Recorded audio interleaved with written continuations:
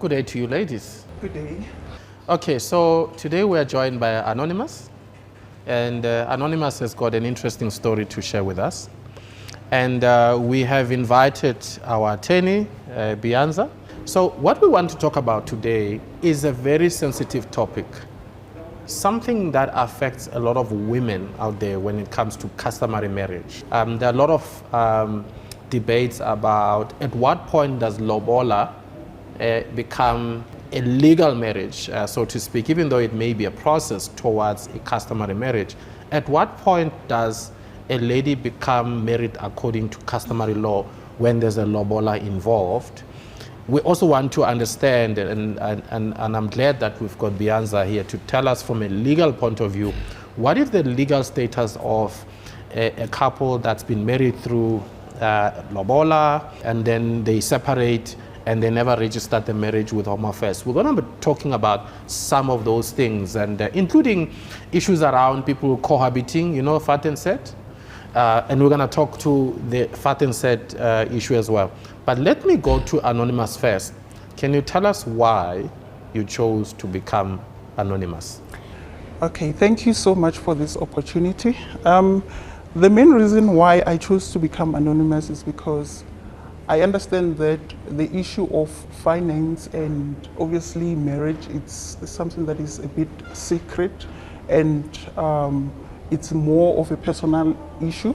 And in most cases, when you want to talk about your finances, either to your family or to your friends, you want to have a sort of an end to say, I cannot tell them this much, because otherwise, you know, we all know about black tax, and we all are scared of that. Yeah. But I guess it's also to protect your loved ones, your child as well. You have a child. Yes. Hence, you decided to keep your identity private. So maybe let's go to the beginning. Your significant other half at the time, how did you meet? Okay, I met my ex-husband. It sounds very funny that I call him husband because I was clueless. But yeah, I met him, I think about 5-6 years ago. And then 3 months down the line, we were already like more than just friends. And then a year or 6 months later, we had a child together. And then I think over a period of 8 months, we were already talking marriage. But now, I was clueless because we were just dating, and you know, we don't talk about a budget. So what I felt at that point, that the reason why we got married was the fact that when his family came to say, no, this is what happened to your daughter, and then my family had to like respond to say, now that your son has done this, what is next? So that is where the whole thing started. Before we go there, where did you meet? We met by the robots. Oh.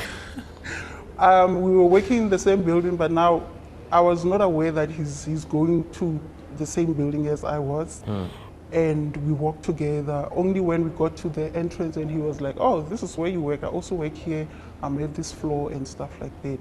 And for myself, seeing that I'm anonymous, I've always been a private person. So I told him, you know what, I don't know how this is going to work out because we're in the same building. We started talking and we were so much in love. We couldn't hide it anymore. So was it love at first sight? It was love at first sight because he had nice brown eyes. And so these traffic lights are really working, eh? They are. Thank God it was red. Wow. We had to stop. But apparently he's been watching me. He told me later on that he's been eyeing me. He's been eyeing you. Yes. So then we could not keep it a secret anymore because obviously we want to see each other during the day. And I'm talking, we were really, really so much in love. And then up to a point that I got pregnant, and then, yeah, there was a child. Yeah. So the lights changed from maybe it started, it was red, then it became amber, now it was green. It was green. Oh. Yeah. And then, like I said earlier, the whole issue of working out how we're going to go about our finances and stuff like that. And mind you, I'm at that point I'm earning more than him. Like, Oh. and then, but it wasn't a problem at first until later during the relationship. Then I realized that I think we've got a problem here, because the fact that we never spoke about it, and I think that is a mistake that we normally do as people. So why was it a problem that you, as a woman, you earn more than your partner? So you were not married at the time? Yeah. When you discovered that, well, the scales have tilted more in your favor, his salary is there, yours is up there. Well, I cannot say what his issue was, because I cannot speak on his behalf, but I thought at that point that like in a relationship you argue and stuff like that, but every now and then he brings it up and say, well, you're doing this because you earn more and all of that. And I remember at some point in the relationship I wanted to start talking about budget. It was a big issue. This is before marriage? Yeah, before marriage. Okay. It was a big issue, but you know, we don't always see the red flags. But then it went on and on. There was some fluctuations of, okay, now we are happy. Now we're talking about finance. Now you want to mention that I earn more than you. Then to him, probably I was a very disrespectful person. Yeah. Why do you think some men seem to have a bit of a difficulty dating or even marrying a woman who earns more than them? Well, I think society has given us this idea that men must provide. I think it stays behind at the back of your mind that I need to work hard to make sure that I provide. And obviously, meaning by that it means you have to be able to earn more so that you can be able to provide.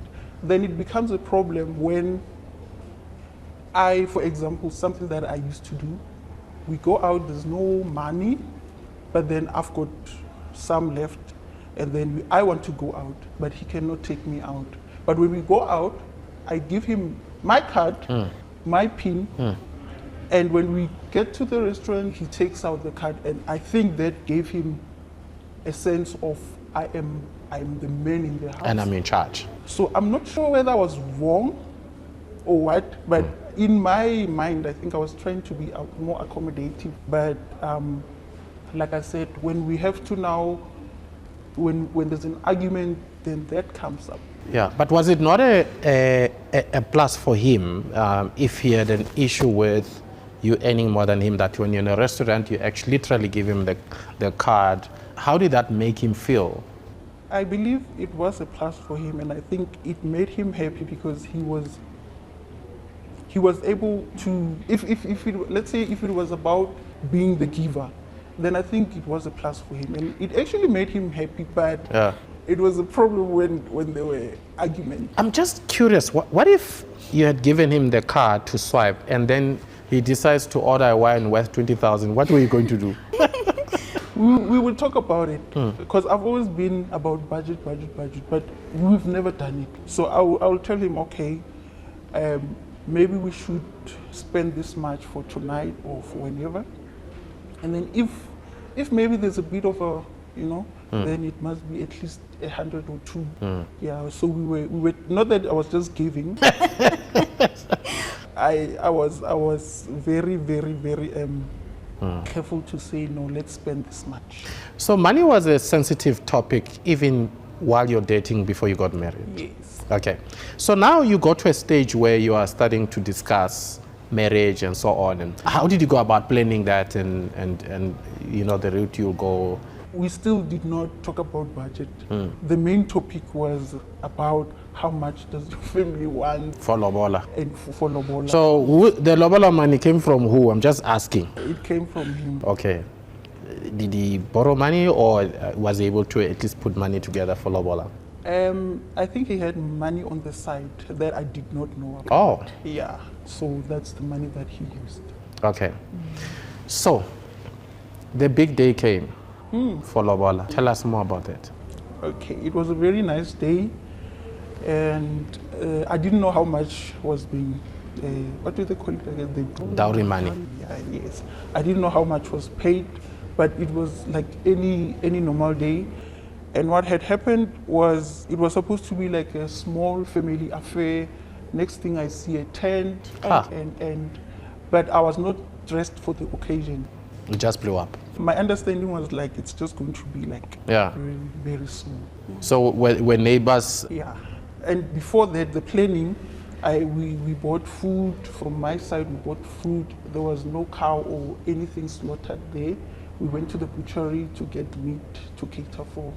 And then on that day, was there any song and dance? You know? No, it was only the delegates from his side, and I was not allowed to talk, and I was presented to everyone outside, and that's it. I went back to the house. Yeah. Do you know if there was any exchange of gifts? You know, whiskeys and whatever it is. Any during on that day? What I know, there was a jacket for my dad. Was the lobola paid in full? It was paid in full. Okay. But I think the exchange of the gifts happened before the day. And then what happened? Did you move in together? What happened thereafter? We were staying together, and after the lobola, and then we continued staying together, and then we didn't have a child with us. The child was with the grandparents. So a few years ago, you called me.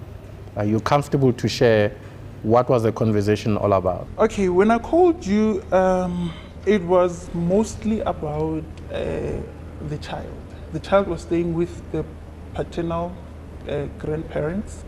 That happened after the lobola. So we decided, okay, let's take this child to the grandparents, because obviously he must be able to learn both languages and know both parents. And then the child was over there for about 2.5 years. But during that 2.5 years, we would go and visit whenever we had a chance to. Then the main problem that made me call you was that I could see now that the relationship was getting a bit hectic. So they couldn't let me get my child back. Or I hate to use this my. Were you still living together at that time? At that time, we're still living together, yeah. So, but now the relationship is no longer good. So I wanted to get the child aside, because obviously if we are going to separate or divorce, and I must tell you that at that point, I didn't think there's going to be a divorce, but we'll talk about that one later. So I'm thinking that now, it seems like now our future is going down and there's no future here, rather. So I want to get the child aside to stay with me. And there was just a lot of procedures there to say, you must come with your parents. And I'm like, but I am a parent. So then I called you to say, I'm facing this issue. I don't know how to go about it. And I can actually see that we are no longer going to be together. And then how do we go about that one? Did you finally separate? Yes. Okay, and then after separation, you had intentions to move on with life. You wanted to do other things. Tell us what were your intentions after you separated. Okay, after, or rather, let me just talk about during the whole process. I did not have an idea that there's such thing as, or rather, lobola it's like civil marriage.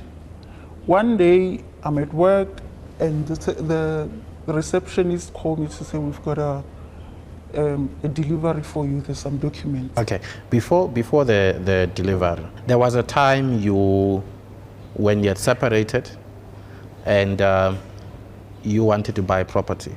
I wanted to buy property, and when I approached the bank told me that they were asking, are you married? I said, no, I'm not married.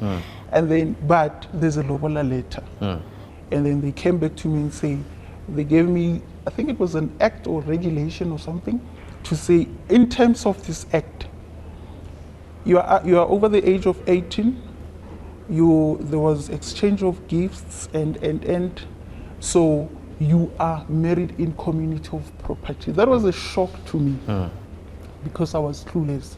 So, and they told me, okay, bring in his pay slip so that we can be able to see how much the both of you can afford, because for the house that I was looking for, I could not afford on my own.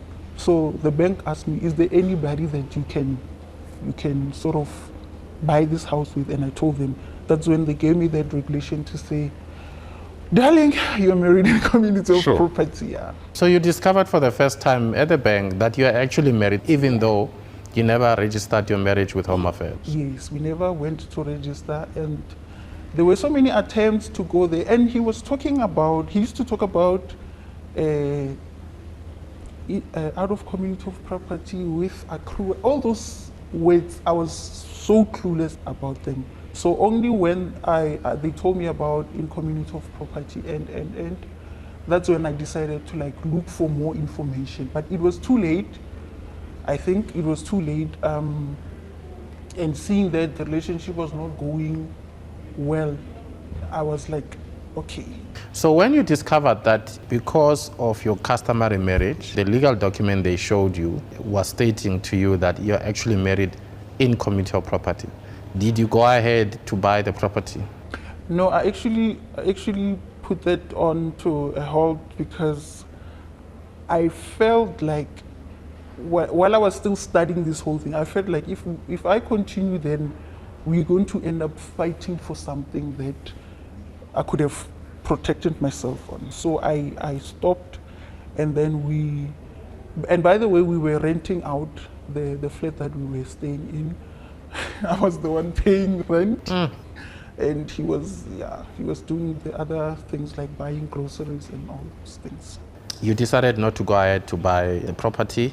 And then what happens thereafter? You said you were told at work that there's someone who's come to pay you a visit. Yes.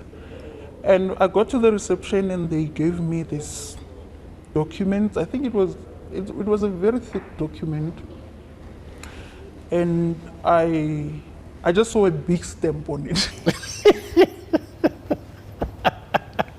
And it scared me. And at the first thing I saw was High Court. So everybody could see your... I'm a very private person. So I took the document, went to the office, and now I'm sitting with this document. I looked at it and I read it, and I saw that the main reason for the divorce is because I moved out. That was a lie, and I was like, okay.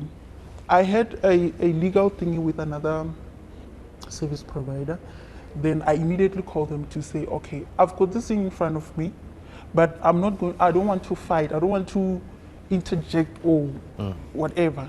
Can you assist me? And during that time, I think I had 10 days to respond. So these were divorce summons? So I had about 10 days to respond, and here I am talking to that other service provider to say help me, and then I realized they are not helping because they thought I was contesting. Yeah, so I told them, okay, you can stop the process. Then I think on day 3 I took the document to the High Court. Yeah, I took the document to the High Court, and then they told me, okay, this is what's going to happen. You either going to look, the first thing they asked me was, do you have money? And luckily it was during, I think around August, I was able to say yeah, because I knew that I was going to get my bonus.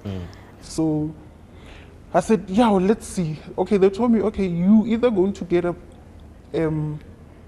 state lawyer or attorney, or you get your own. And then the clerk that I was talking to said to me, there's a few that I know. I can recommend one for you, and then we can take it from there. What was your husband claiming from you in that divorce summons? In the divorce summons, he wanted 50% of my pension, which he said I am entitled to it. And how long have you been? It was 3 years. Okay. I think, yeah, 3 years. Right. So I went to the court, and then that guy took me to another attorney, and then I went there and explained my story. And that attorney said to me, I want to open a file. Okay, all right, we can open a file. And he gave me another document which has got some rates to say, if this is going on, this is how much you're going to pay. And he said, and then he said to me, for me to open a file for you, I'm going to need 7.5 7.5 to open a file. to open a file and start the process. So just by greeting the lawyer to open Hello. a file, 7,500. Yeah, that's what I say yellow. Then I was like, okay, I think I do have that. Then he opened the file and he told me, you know what, I don't see a problem here. I don't see you guys fighting for any house or estate. And so it's going to be a very short thing for me to do. So I don't even want to see you in court. What was the final conclusion as far as the divorce is concerned? The 50% of my pension, he said, okay, I want that. And my attorney said, okay, if he wants your 50%, you can get his 50%. Then, because if you're going to keep it, you will probably have other financial issues. Maybe you would want to use that to, like, for instance, buy a house or whatever. So I said, okay, cool, I also want his 50%. But I knew that it wasn't going to match mine. So his 50% was less than your 50%? Yeah. Okay. But I knew that. But I thought, okay, if whatever money comes, I'm going to use it for whatever and try as hard as I possibly can to make use of it properly. Then that was that. And the child, obviously, we had gone to the family advocate where he said, okay, the child will stay with the mother. And that document of the family advocate was also part of the settlement.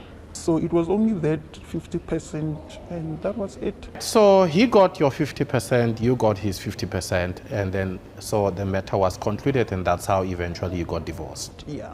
All right, let me bring in Bianza into the discussion. So Bianza, here's the situation.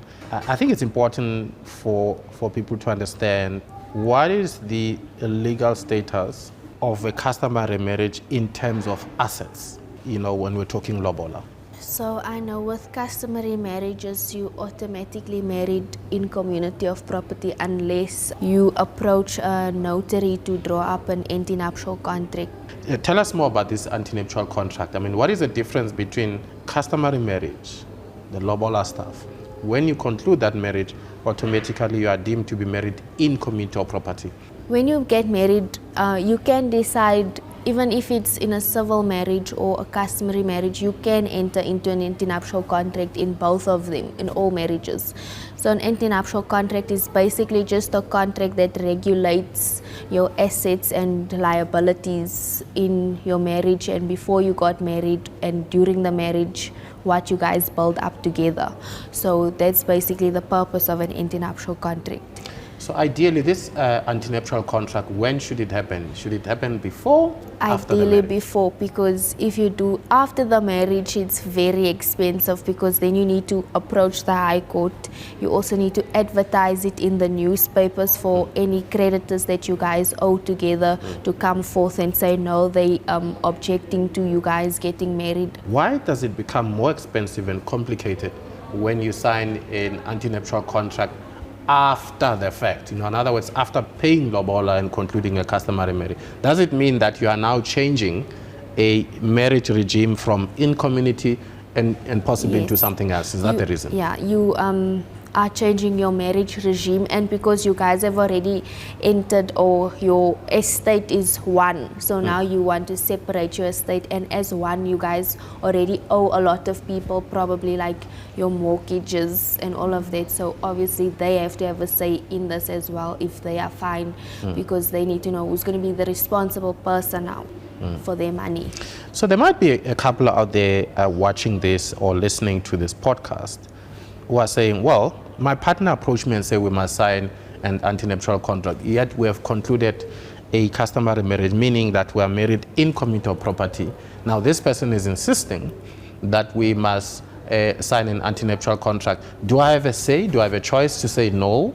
Because effectively, we actually concluded a marriage under customary law, which is in community of property. You do have a say, but it's always a good idea to have an antenuptial contract because it regulates, like you see, she would have saved her pension if she knew about it beforehand. Yeah, but then in this case, we concluded a customary marriage, and then here a person comes and says, no, actually I want us to sign and the antenuptial contract, and it should be out of commutual property. And yet you have already concluded a customary marriage, which we've established now that it amounts to in commutual property. So the question is, do I have a say? Do I have a right to object to changing that marriage? Because then it means there's a change in regime, meaning it has an impact on the joint estate. Yes, you do have a say.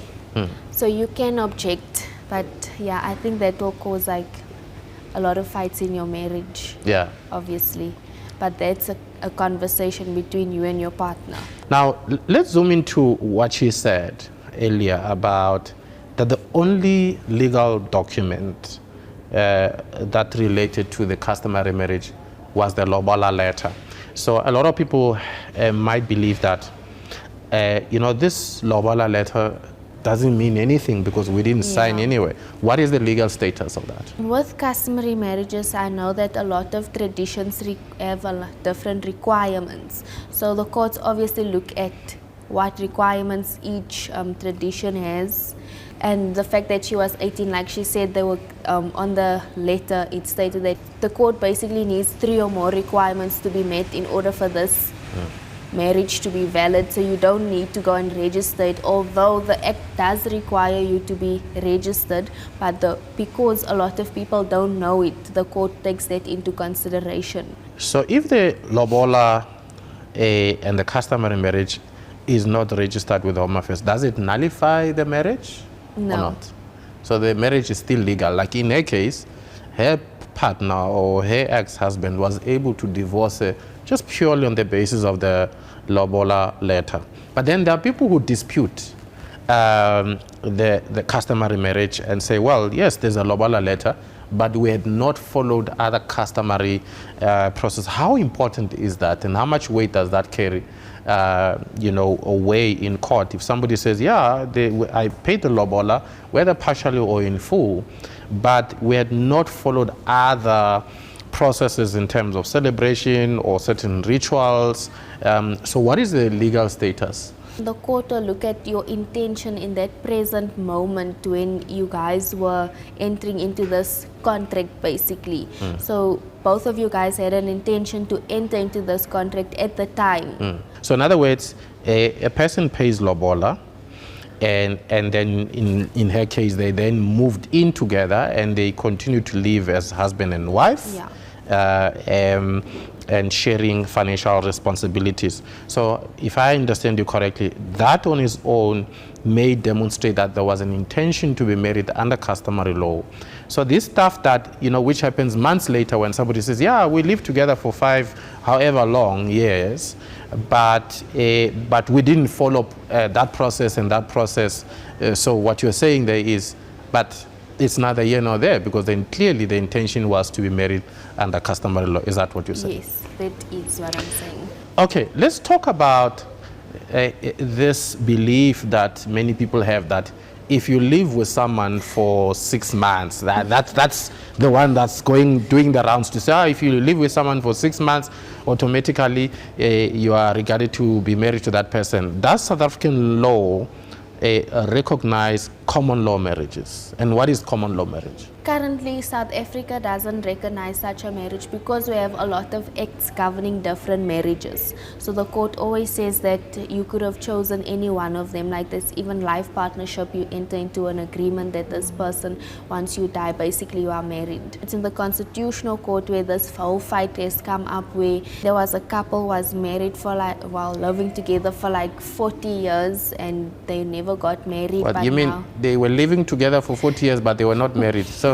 there was some test driving there, but no marriage. So now she obviously feels like she's entitled to what's in his estate. And so now I think that one is making the rounds in the court saying, okay, they will look at possibilities of if you guys are married 40 to 50 years. But it's not a done deal yet. Yeah. So it's not true that if you live with someone for 6 months, automatically you are married to them. Like it's doing the rounds. Say, yeah, we are married, we've been living together for 6 months. No, it's not true. Okay. Is there a relationship between universal partnership and cohabitation? What is the situation there? I think it's the same. Basically, just like we're sharing rooms. Yeah. But what is the legal implication of living with someone, sharing financial responsibilities, yes, you don't have the legal status of being married, but you are sharing financial obligations and so on. What is universal partnership, and how would you describe that situation where people have moved in together? Yes, they're not married, and then at some point they decide to separate, and having to determine how the assets get distributed. What is the legal status of that kind of a setup, but particularly as far as it relates to universal partnership? Like I said, in South Africa, that's why that case is making the rounds now. So currently the law doesn't protect such kind of, well, in South Africa, such kind of relationship, because there is so many different acts governing different partnerships and so on. I'm sure there are instances where somebody out there would have approached the court and said, yes, we've been living together for years, we're not married, but we were in a universal partnership, therefore I want a portion of the technically joint estate, even though we're not married, but because we're in universal partnership. Maybe explain, what is a universal partnership? Well, like you said, it's basically just two people living together, like you thought you guys are just living together, raising this child, sharing costs in the house and paying rent together and so on. Basically that is a universal partnership. Just it's like a marriage, just no legal status. Yeah. So at least in her case there was marriage there, but in a case of universal partnership it was just merely two people living cohabiting together, yeah. living together and sharing those and accumulating assets together. So are you saying partners who are living together who are not necessarily married, there is scope for somebody to claim some of your assets when you've accumulated assets having lived together for a certain period? Can you tell us more about that? I can't comment so much about that because we have to wait for the Constitutional Court to rectify the law, basically. Right, but in terms of that. But surely there must be a way that courts are dealing with this phenomenon called universal partnership. How does the court deal with such cases in an instance where one of the parties is claiming some of the assets from that relationship? Because we've been living together, the other one bought a fridge, I bought a lunch seat, or whatever the case may be. How does the court deal with such cases where people have been living together, accumulating assets as far in the context of a universal partnership? Well, from most cases that I know, they've all got dismissed so far. Basically, the court doesn't know how to treat such a relationship as yet. So in simple terms, it's like mixing salt and sugar and then being asked to separate them. Yeah.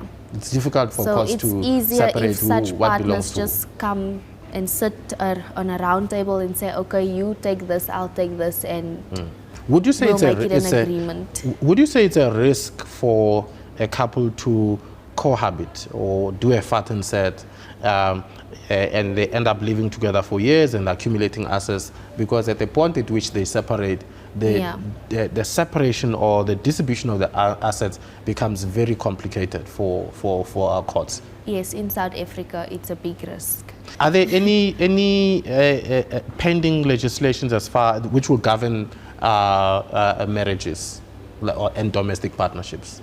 Like the universal ones. Yes. But currently, it's just the one in the Constitutional Court that I'm aware of. I'm not sure what is the name. I think the parties wanted to remain anonymous. Yeah. What would you advise couples that are planning to get married, either through customary marriage or through a civil union, including the prenup? Just maybe break it down for us, the different types of marriages, what people should take into account before they get married, because this ultimately would have financial implications.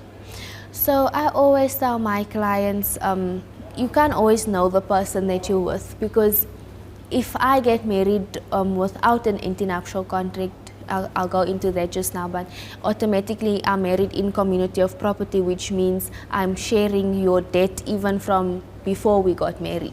So automatically your debt becomes my debt and my debt becomes your debt. For some people it's nice if you enter into a marriage with someone that has lots of money and you don't, you do benefit. So yeah, but So you don't like ultimately, poverty? no. It's a good thing. It's a good thing. So ultimately, yeah, I wouldn't say community of property is the best.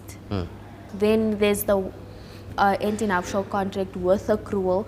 Accrual is basically, it's your assets and your liabilities that accrues during your marriage. So whatever you brought into the marriage, you can still go out of, but what you guys have came together and accrued together basically. Yeah. From the date of marriage going forward. Yes, that's what will get divided. So Yeah. that's an antenuptial contract with accrual. Is that the reason it's called a delayed in community of property? Yes. Okay.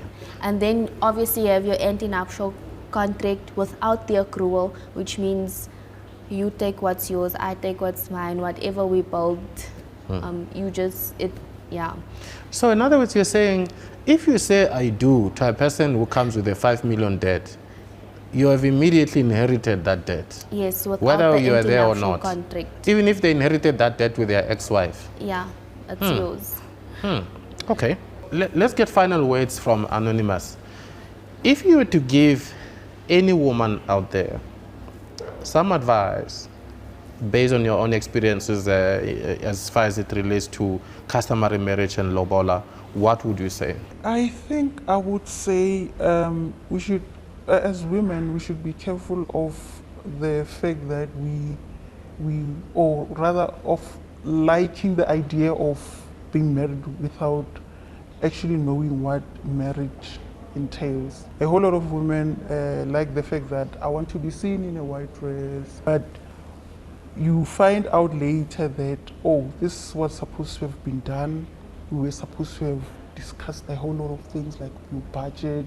Yeah, so I think we as women, we need to be like very careful. We need to be very careful. Final words from you, Bianca or Beyonce?